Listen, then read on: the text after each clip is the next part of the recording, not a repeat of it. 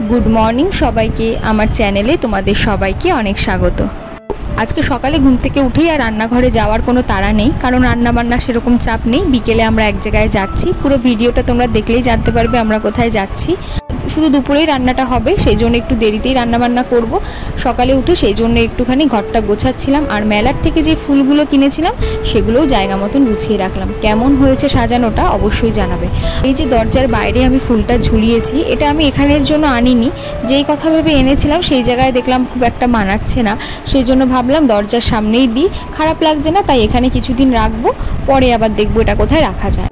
এছাড়া প্রতি বছরই মেলার থেকে আমি অনেকগুলো ন্যাপথলিনের প্যাকেট কিনে রেখে দিই, আর সেগুলোকে ওয়ার্ড্রপ, আলমারি, ড্রয়ার বিভিন্ন জায়গায় রেখে দিই, কারণ ন্যাপথলিনের গন্ধটাও বেশ ভালো লাগে আর তার সাথে পোকামাকড়ও হয় না। তাই জন্য আনার পরে আর রাখা হয়নি বলে ভাবলাম আজকে যখন ঘরটা গোছাচ্ছি একবারে আজকেই রাখি।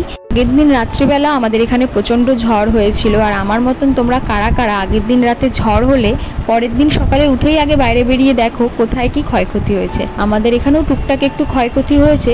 সকালবেলা ঘুম থেকে ওঠার পরেই দেখছি রাস্তার পাশে যে লম্বা লম্বা 3টে গাছ ছিল তার মধ্যে থেকে একটা গাছ ভেঙে পড়ে গেছে। সকালবেলা সেই লোক এসে মেশিন দিয়ে কেটে গাছগুলোকে নিয়ে যাচ্ছিল, আর তার সাথে আমাদের উঠোনেরই একটা সুপারি গাছ সেটা ভেঙে পড়েছে পাশের পুকুরে।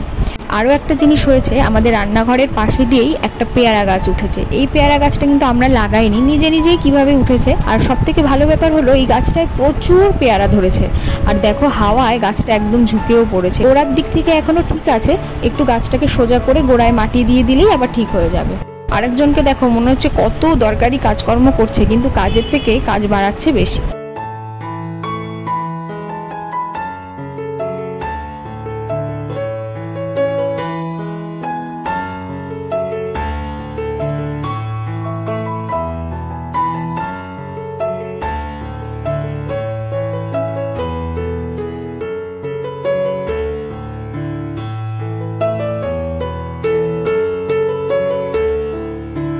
আর এদিকে আমি চলে আসলাম রান্না করতে। দুপুরের জন্য একটু ছিমছাম রান্না হবে, সেই জন্য সবকিছু কেটে গুছিয়ে নিয়েছি। এখানে একটু মুগ ডাল হালকা করে সিদ্ধ করে নিয়েছি, তার সাথে এরকম চৌকো চৌকো করে লাউ কেটে নিয়েছি। কড়াইতে 5 ফোড়ন আর শুকনো লঙ্কা দিয়ে মুগ ডালটাকে একটু ফুটিয়ে নিয়ে লাউগুলোকে দিয়ে একটু মিষ্টি বেশি পরিমাণে দিয়ে একটু ঘন করে ডালটাকে নামিয়ে নেব।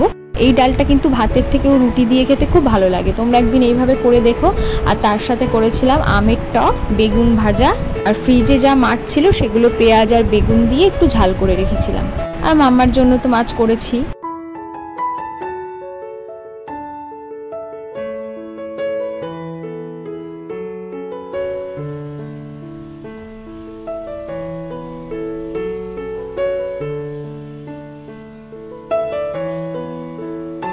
সকাল 10:30টার মধ্যেই আমার সমস্ত রান্নাবান্না কাজকর্ম হয়ে গেছে। দুপুরবেলা খাওয়া দাওয়া করে মামার জন্য একটু খিচুড়ি করে ঢাকা দিয়ে রাখলাম টেবিলে, তার সাথে জলও ভরে নিলাম, বেরোনোর সময় এগুলোকে ব্যাগে ঢুকিয়ে নেব।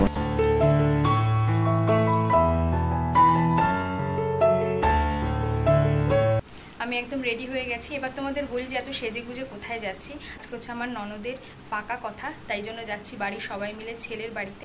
তো আমার একদম ছোট বোনের মতন, তাই খুব আনন্দ লাগছে। আর নিজের বাড়ির বিয়েতে কার না আনন্দ লাগে বলো। তো এখনও অবধি তো বিয়ে কিছু ঠিক হয়নি, ডেট আজকে হয়তো ঠিক হবে, তবে এখন বিয়ে না, আরও দেরি আছে। যাই হোক, কিন্তু পাকা কথা হয়ে গেলেই কিন্তু বিয়ের একটা তোড়জোড় শুরু হয়ে যায়। তো যাই হোক, ভীষণ আনন্দ লাগছে। আমরা বাড়ির সবাই মিলে আজকে যাচ্ছি ছেলের বাড়িতে পাকা কথা বলতে।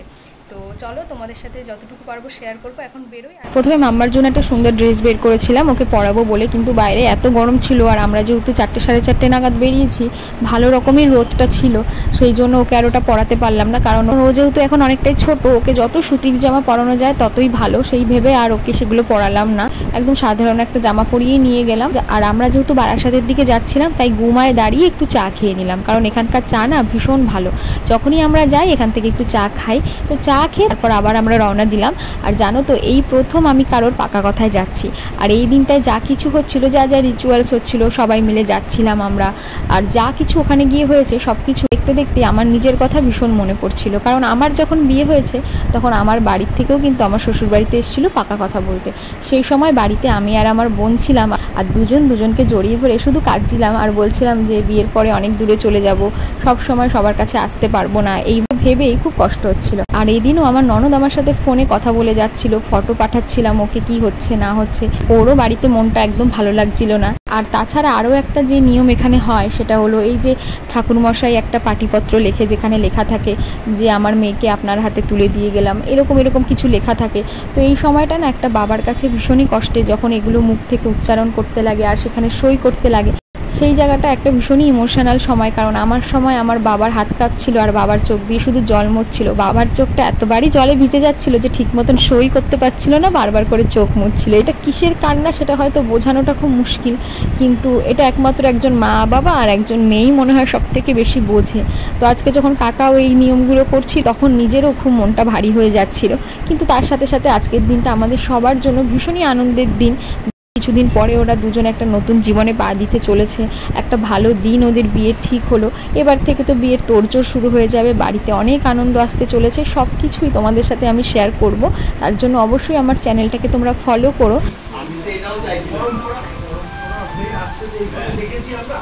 আগের দিনে হতো, আগের দিনে লোকে এগুলো করতো।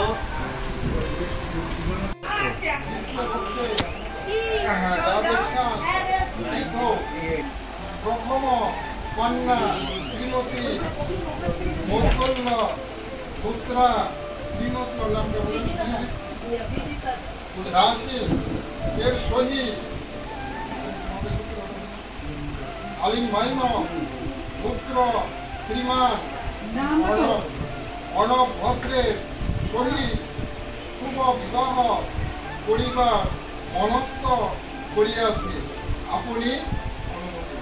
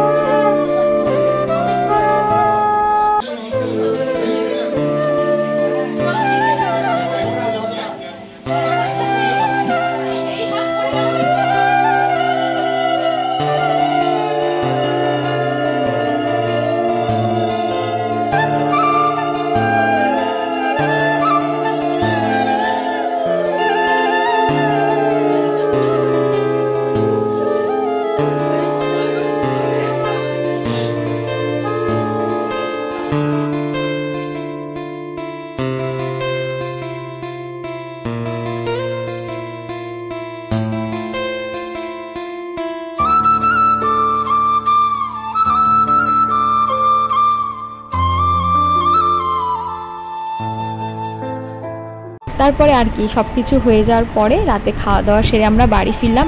বাড়ি ফিরতে ফিরতে আমাদের বেজে গেছিলো 11টা, আর মাম্মাও গাড়িতে ঘুমিয়ে পড়েছিল যথারীতি। আজকের ভিডিওটা তাহলে এখানেই শেষ করছি। কেমন লাগলো অবশ্যই জানিও, ভালো লাগলে একটা লাইক করো, আর আমার চ্যানেলের ভিডিওগুলো যদি তোমাদের ভালো লেগে থাকে আমার চ্যানেলটাকেও সাবস্ক্রাইব করো।